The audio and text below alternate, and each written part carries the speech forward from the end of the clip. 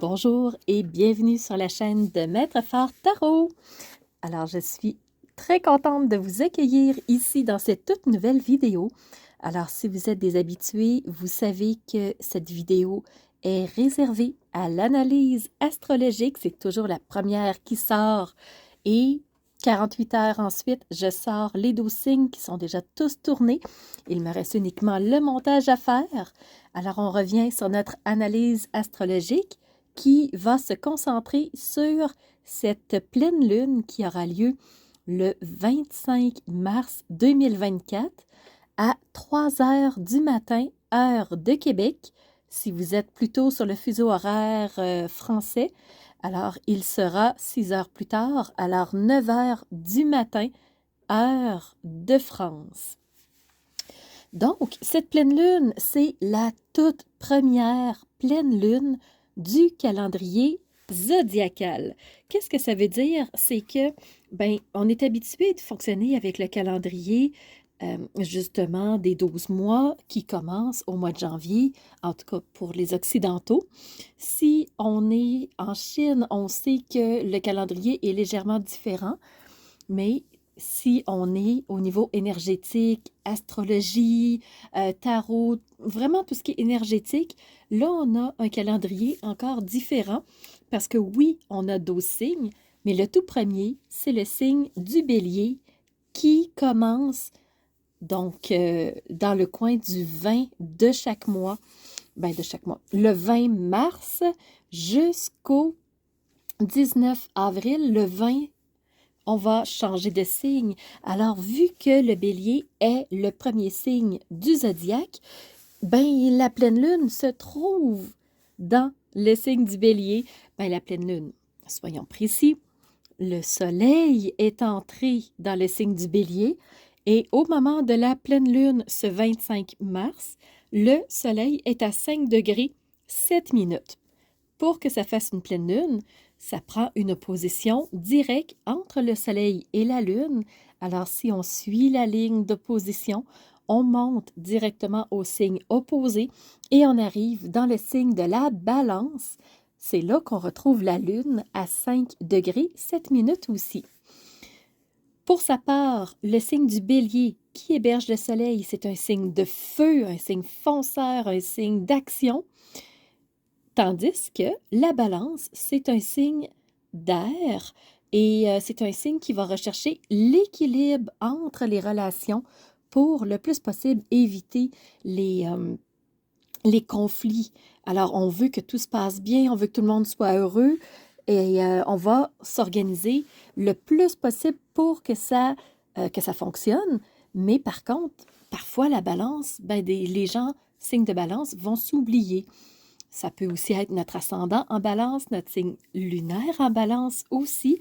Donc, ça dépend. Si je fais juste un tour d'horizon rapide, général, on vient de positionner le Soleil et la Lune. Maintenant, je regarde où sont placées les planètes et ce qui est frappant, c'est que les planètes sont toutes concentrées entre le signe du Poisson et le signe du Taureau dans le bas de la roue zodiacale, excepté Pluton qui est dans le signe du Verseau, on le sait, et la Lune qui est dans le signe de la Balance. Tout le reste se trouve dans cette concentration de 3 signes. C'est excessivement rapproché, ce qui fait qu'on a plusieurs conjonctions, ce que j'aime regarder avant d'analyser la lunaison. Alors, allons-y pour ces conjonctions.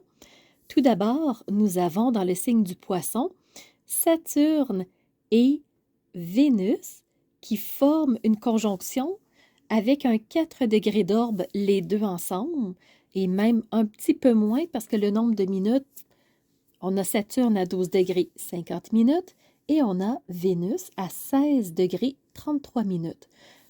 Dans le signe du Poisson, tous les deux, et on le mentionne dans le deuxième décan. Alors, ce que ça fait, c'est qu'on a la logique avec Saturne qui vient s'allier avec la douceur, avec Vénus, ce signe d'amour, les relations, les petits plaisirs, mais vraiment prendre ça en douceur. Donc, j'ai l'impression que pour cette pleine lune, on va avoir une logique qui va être atténuée par les sentiments.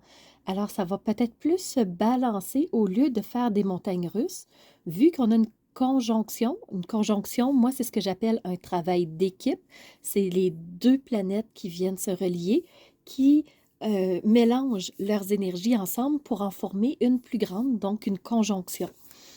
Alors, la logique et l'amour, la douceur, donc moins de décisions tranchantes, froides, sans sentiment. Au contraire, on va prendre une décision, mais on va aussi prendre en compte nos émotions. C'est l'impression que moi j'en ai. Et en plus que cette conjonction est dans le signe du poisson. Et le poisson, c'est un signe humaniste. C'est un signe qui est porté vers faire grandir la société, l'amener plus loin, la faire évoluer, donc faire germer, mais aussi la porter et la soulever pour l'amener à une étape supérieure. Donc, logique et émotion sont dans ce signe humaniste-là. Donc, on va chercher à prendre des décisions pour aller plus loin, dans le but de construire, dans le but d'évoluer. C'est ce que moi, je penserais. Deuxième conjonction, entre Neptune, qui est dans le signe du Poisson, en fin de troisième décan à 27 degrés 39 minutes, et le Soleil, qui est entré en Bélier, on disait 5 degrés 7 minutes pour le Soleil. Ça forme une conjonction parce que les astres, Soleil et Lune, acceptent une conjonction avec plus d'orbes. Et ici, on parle de... donc, un orbe de 8 degrés, c'est correct, ça fait moins de 10. Donc, c'est parfait. Alors, Neptune représente l'imaginaire, la créativité, avoir des idées plein la tête, imaginer plein de choses, se projeter dans des plans futurs aussi. Et Neptune vient faire conjonction avec ce Soleil, nouvellement entré dans un signe de feu qui est le Bélier. Et on sait que le Soleil représente notre identité. Qui nous sommes, comment on va se présenter face au monde, quelle partie de notre personnalité on va présenter.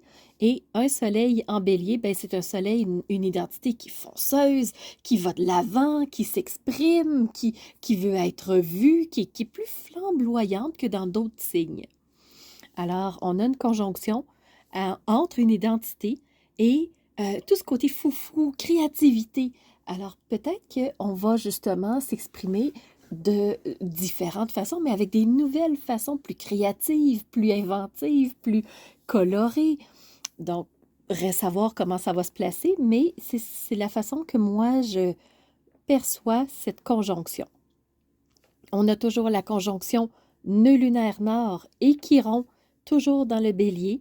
Alors, nœud lunaire nord, c'est cette direction-là que je marche, vers où je m'en vais, la direction que j'emprunte, cette nouvelle expérience que je vais vivre. Et Chiron, c'est une astéroïde qui représente le guérisseur du ciel, qui nous aide à penser, P-A-N-S-E-R, donc pas penser avec la tête, mais plutôt mettre un pansement là où ça fait mal, pour guérir des endroits plus douloureux, plus sensibles, plus écorchés, soit par la vie, par les situations, par des personnes autour de nous. Alors Chiron, c'est le grand médecin du ciel et il vient faire équipe avec ce nœud lunaire nord-là, ce qui me fait penser que on va vraiment guérir quelque chose dans le but de prendre une nouvelle direction, dans le but de vivre de nouvelles expériences. Et on est dans un signe de feu, donc un signe fonceur, un signe de go, go, go, on avance. Et en plus, le bélier, c'est le premier signe de feu, ce qui fait qu'il est tout nouveau, il a une énergie très forte, il sait où il s'en va, droit devant. Alors, on a un nœud lunaire nord qui va droit devant et qui se permet de pouvoir foncer encore plus rapidement parce qu'on a guéri ce qui était plus douloureux. On a aussi une autre conjonction. Chiron fait aussi conjonction avec Mercure, tous deux dans le signe du Bélier toujours. Mercure, c'est la communication.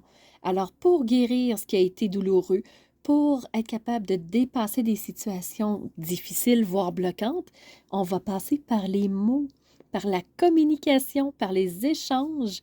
Alors, Mercure, il va nous aider, encore une fois, à dépasser des situations qui ont été compliquées.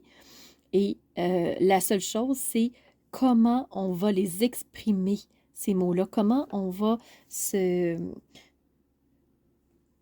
s'exprimer, comment on va présenter des choses qui ont été douloureuses. Et là est la petite difficulté, je vous dirais, le challenge, c'est si on prend des mots qui sont virulents, si on prend des mots qui sont agressifs, agressants, ben là, on peut rentrer dans un conflit et on ne va pas vraiment guérir plus les choses.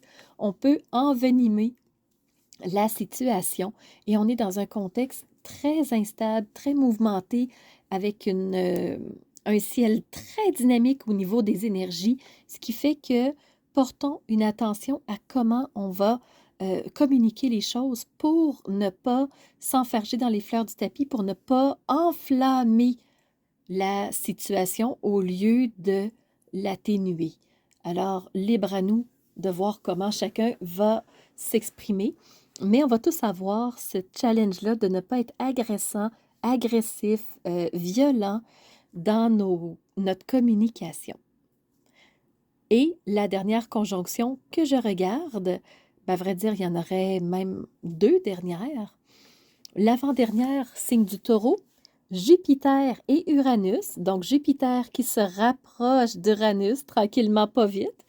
Mais les deux vont faire conjonction, mais ce ne sera pas au mois de mars ni au mois d'avril. Je pense que c'est au mois de mai. Donc, il faut que je vérifie la date. Jupiter est à 15 degrés 56 minutes et Uranus, pour sa part, est à 20 degrés 29 minutes. On a un Jupiter dans le 2e décan et on a Uranus vraiment limite entre 2 et 3e, à 20 degrés, les piles sur la cuspide entre le 2e et le 3e décan. Donc, on a un Jupiter qui représente la croissance, l'évolution, qui représente les opportunités, la chance, qui vient faire conjonction avec Uranus. Uranus qui représente le changement, l'évolution, les surprises, l'éveil. Alors, on a vraiment les deux ensemble qui viennent faire conjonction, puisqu'ils sont dans ce que j'appelle ce travail d'équipe-là. Donc, leurs deux énergies viennent se mélanger pour faire une énergie commune. Et la dernière conjonction qu'on pourrait regarder, c'est la Lune à 5 degrés 7 minutes, toujours dans le signe de la Balance, qui s'approche du nœud lunaire sud à 15 degrés 35 minutes. Alors, on a un 10 degrés entre les deux, pile 10 degrés d'aube. On peut accepter cette conjonction-là. Certains vont dire que non, d'autres que c'est trop limite, mais bon, ça pourrait faire une conjonction dans le signe de la Balance. Dernière chose que je voudrais regarder avec vous, habituellement, je termine par les aspects. On en a un très beau, c'est le iode qui se compose de 2 quinconces et à sa base, on a un sextile. Qui sont les acteurs du iode, aussi appelé le doigt de Dieu. Alors, à sa pointe, dans le signe de la Balance, c'est le nœud lunaire sud qui prend ce qu'on appelle l'aspic et qui prend la pointe du iode. Et de chaque côté du iode, au niveau du Taureau, on a Jupiter qui relie le quinconce et qui part dans le fond sextile, et Jupiter va rejoindre Vénus dans le signe du Poisson, Vénus qui fait quinconce avec le nœud lunaire sud. Alors, on a vraiment un très, très beau iode. Et qu'est-ce que c'est un iode? C'est une figure qui est très instable. On ne sait pas comment ça va se présenter parce que les quinconces peuvent être une énergie autant positive que négative. Tout dépend des choix qu'on fait, des actions qu'on pose, des mots qu'on va prononcer. Alors, le quinconce, c'est comme un coup de dé. soit c'est un coup positif, soit c'est une énergie négative. Et tout va se concrétiser dans cette pleine lune du 25 mars. On verra. Alors, détaillons un petit peu plus ce iode, nœud lunaire sud qui rejoint Jupiter. Alors, nœud lunaire sud, c'est ce que j'ai besoin d'abandonner, qu'est-ce qui ne me convient plus, qu'est-ce qui est désuet, qu'est-ce qui est trop lourd à porter. Et en mentionnant ça, j'ai mon chakra de la gorge qui s'est complètement refermé au point quasiment de m'étouffer. Alors, je vous pose la question, qu'est-ce qui vous enferme? Qu'est-ce qui vous étouffe? Qu'est-ce qui devrait être retiré pour être capable de respirer à nouveau? C'est ce nœud lunaire sud-là, et il vient faire quinconce avec Jupiter. Jupiter, planète de la croissance, de l'évolution, des opportunités. Et moi, ça me fait penser que si on se permet de faire un ménage, de retirer ce qui n'a plus lieu d'être, de pouvoir se détacher de ce qui nous étouffe, là, la croissance va pouvoir se faire. Nœud lunaire sud, aussi en quinconce avec Vénus. Alors, si on fait ce ménage-là, si on se permet de se détacher, de se délivrer, de se délester, de vraiment s'alléger, là, Vénus, planète de l'amour, des belles occasions, des petits plaisirs, de la douceur, mais aussi le côté financier. Vénus, c'est la maîtresse du taureau, et le taureau, c'est stable, c'est ancré, c'est un signe de terre. Alors, Vénus représente le côté aussi financier. Et, en troisième point, Vénus représente aussi nos valeurs profondes. Alors, voyez-vous comment le nœud lunaire sud va interagir avec cette Vénus? C'est que si on fait un tri, si on fait un ménage, si on retire les bagages qui sont excédentaires, là, on va être capable de s'ouvrir, on va être capable de laisser entrer un flot financier. Et pour trier nos choses, ben, il va aussi peut-être falloir se questionner par rapport à nos valeurs profondes. Est-ce que c'est un exercice que vous avez déjà fait? Est-ce que c'est un exercice que vous aimeriez faire? Parce que vraiment, cette pleine lune va nous amener à nous pencher sur nos valeurs profondes, à les cibler, savoir vraiment quelles sont nos valeurs profondes, pour par la suite aligner nos paroles, nos actions, nos décisions par rapport à ces valeurs-là. Et nos paroles, nos actions, nos décisions vont nous permettre de faire le tri avec ce nœud lunaire sud-là et de pouvoir nous alléger et d'avancer plus facilement sur notre route. Vénus fait aussi sextile avec Jupiter, ce qui fait que la planète de l'amour, la planète des belles occasions, mais aussi la planète des valeurs profondes et aussi la planète des finances, ben, si on fait un bon ménage, si on assainit notre territoire, là, on va être capable de faire pousser des choses différentes, faire grandir, de faire croître des situations différentes. Alors, là est notre proposition de cette pleine lune, c'est est-ce que mes actions, est-ce que mes paroles sont alignées à mes valeurs profondes? Est-ce que je suis prêt à laisser aller ce qui ne me convient plus dans un contexte, oui, instable, et c'est là tout le défi, c'est est-ce que je me respecte suffisamment? Est-ce que je me permets? Est-ce que je décide de me respecter suffisamment, de m'aimer suffisamment pour aligner mes paroles avec mes valeurs et ensuite créer quelque chose de plus intéressant pour moi. Donc, c'est ce qui fait tour de mon analyse astrologique. J'espère qu'elle vous aura plu.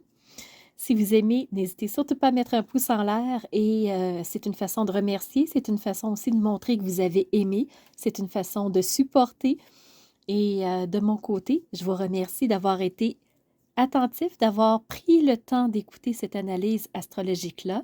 Et je vous confirme que dans 48 heures, les signes du zodiaque vont aussi sortir. Restez bien à l'affût.